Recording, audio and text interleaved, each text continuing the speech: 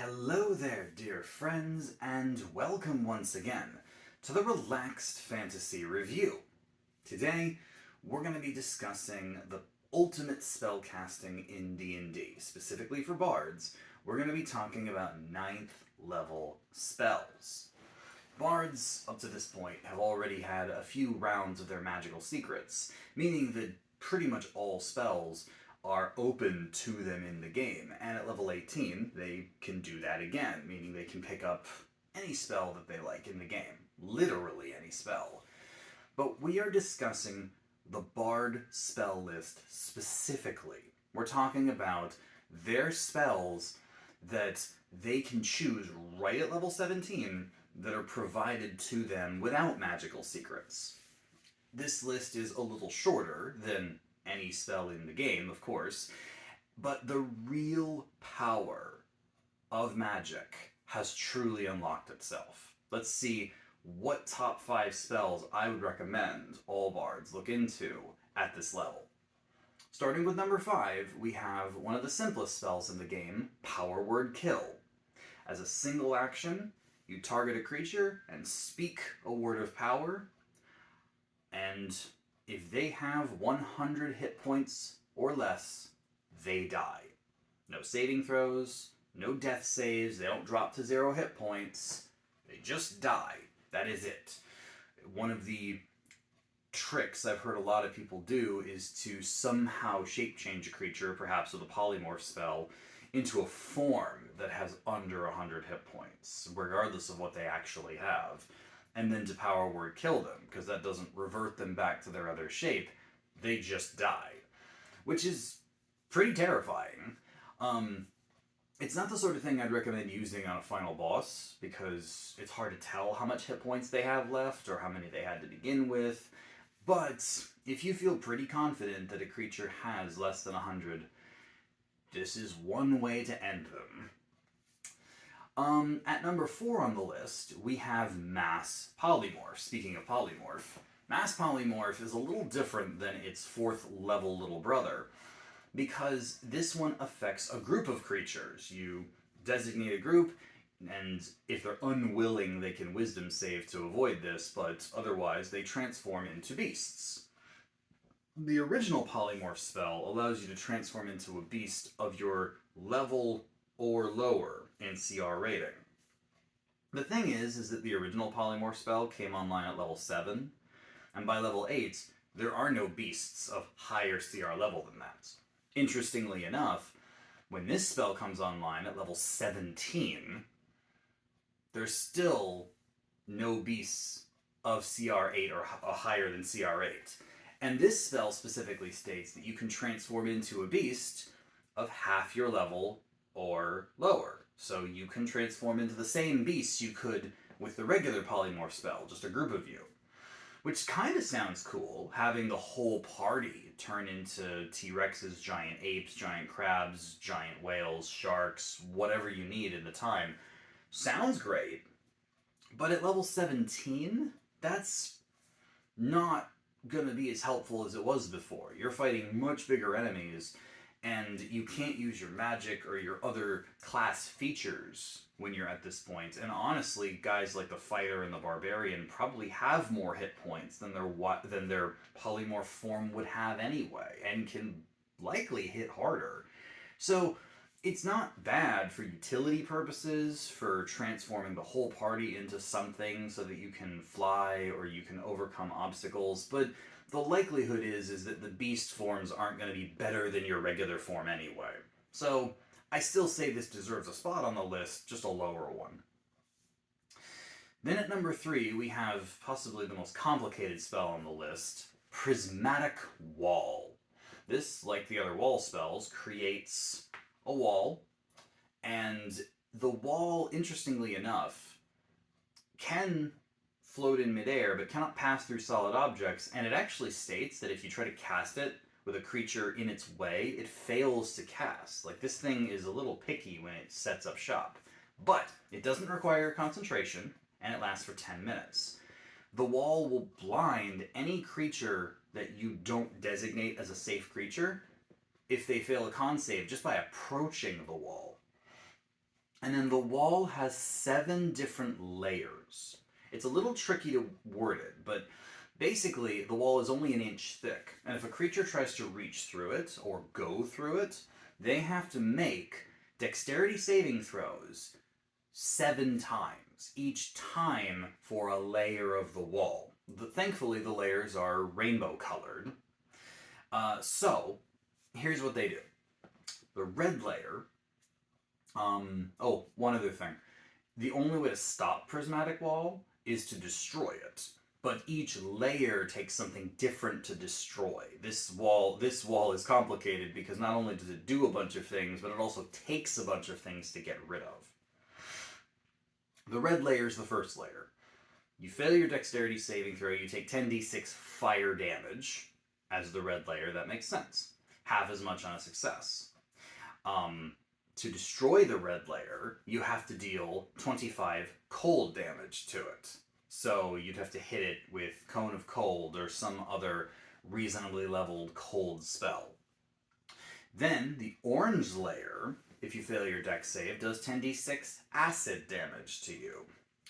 The way you get rid of this layer is with a strong wind, so a gust of wind spell or something similar would do it.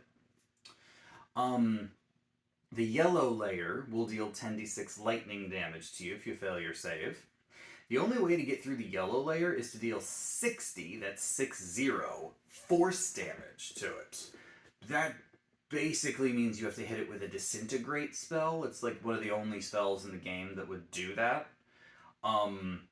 So yeah, I mean, I guess you could upcast Magic Missile and hope for the best, but yeah, you really need a disintegrate spell to pulverize the yellow layer.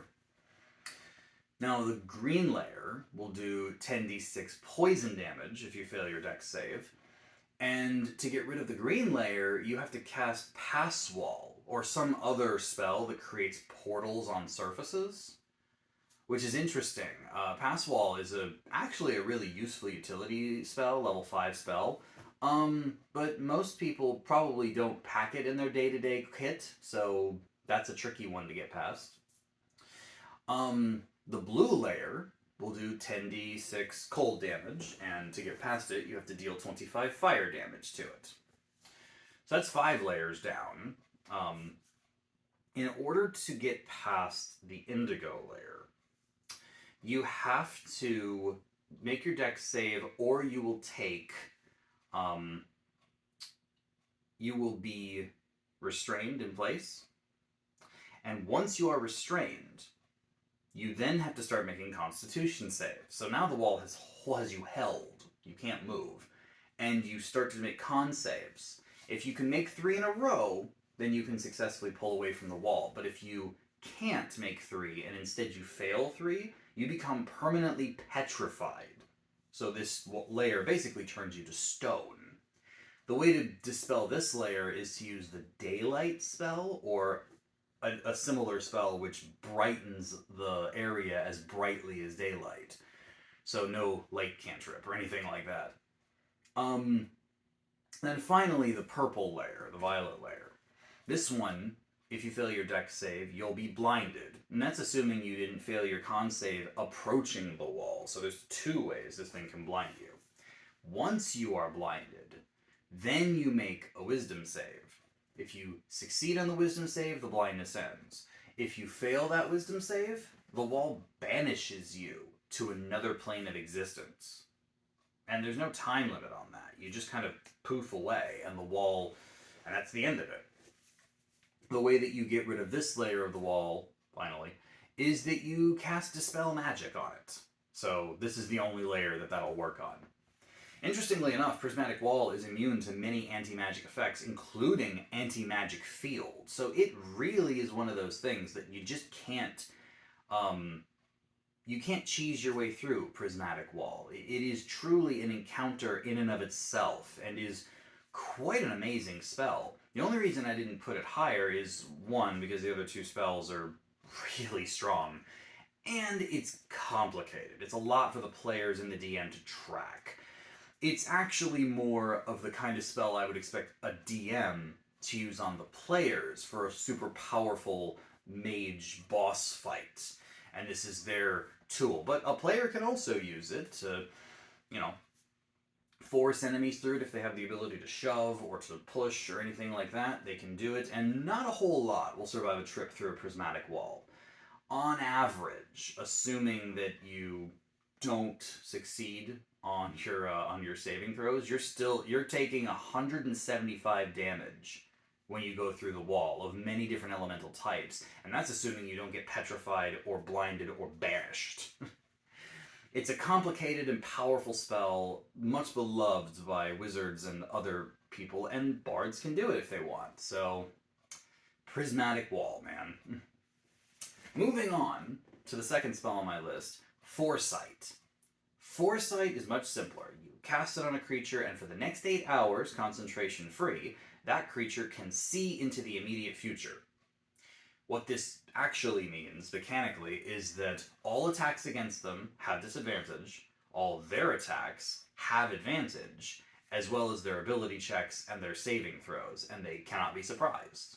So, it's a really powerful buff. Like, there's no way to get the drop on someone who can see, like, into the immediate future. And if you think about that mechanically, a round in D&D is 6 seconds, so basically this person can see 6 seconds into the future and can predict anything you're going to do to them.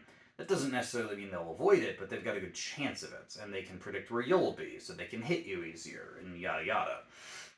It's one of the best buffs in the game. And rightly so. It's a 9th level spell. So yeah, Foresight is simple, powerful, and one of the greatest spells you can cast on yourself or on anyone in your party.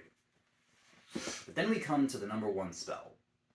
For bards, and again, we're discounting magical secrets here, but on the bard's spell list, this is quite possibly the most powerful spell they'll ever find, and it is one of the best spells in all of D&D. That is True Polymorph. We've loved polymorph spells all the way through our career. It is one of the greatest spells for both damaging and utility, but True Polymorph takes it all the way to its conclusion. With True Polymorph, you transform one of 3 things. You can either transform a creature into another creature, and that means you can transform yourself or one of your allies into any creature. It doesn't have to be a beast like regular polymorph. It can be a giant, a dragon, an aberration, a monstrosity. It can be anything of your level or lower in CR rating. By this point, you are level 17, which means you can transform into powerful angels or dragons or fiends.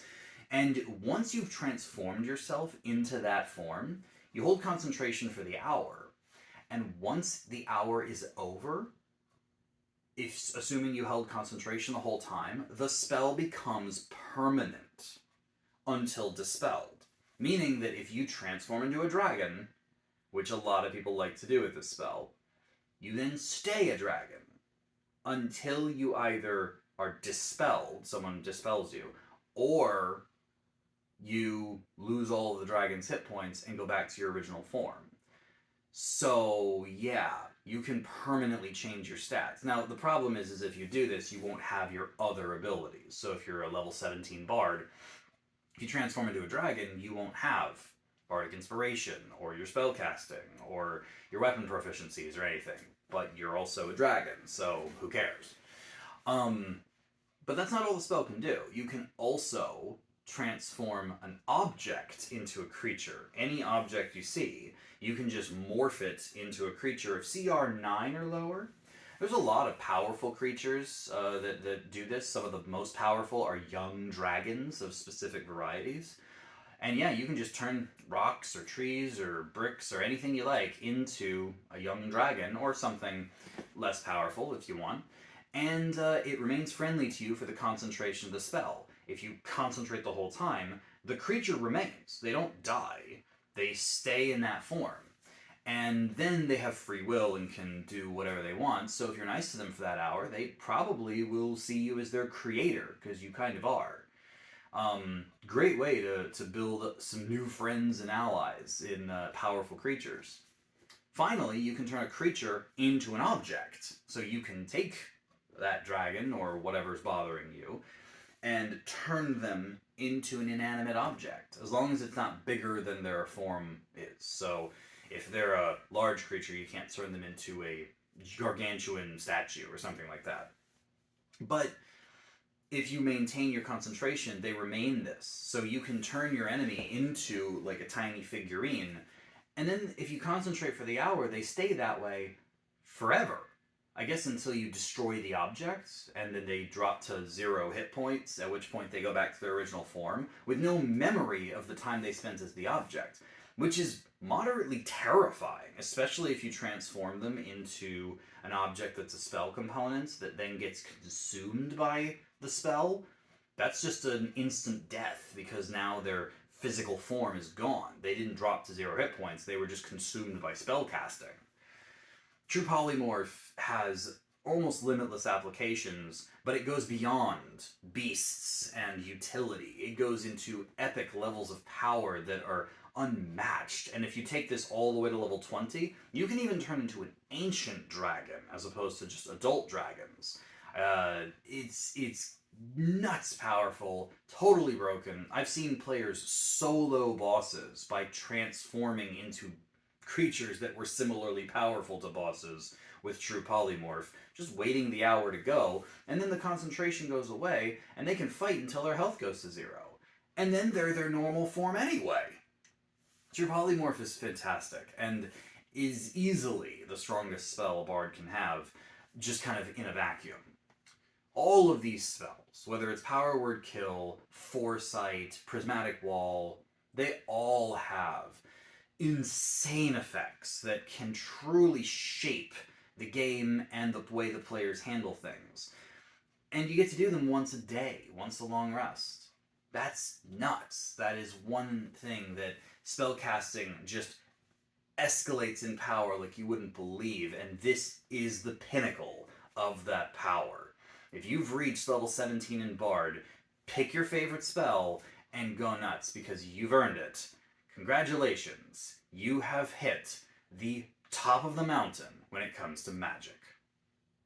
This has been the Relaxed Fantasy Review. If you enjoyed the video, please like and subscribe down below, and keep your eyes peeled for more spellcasting reviews coming down the line soon. Have a good one, my friends.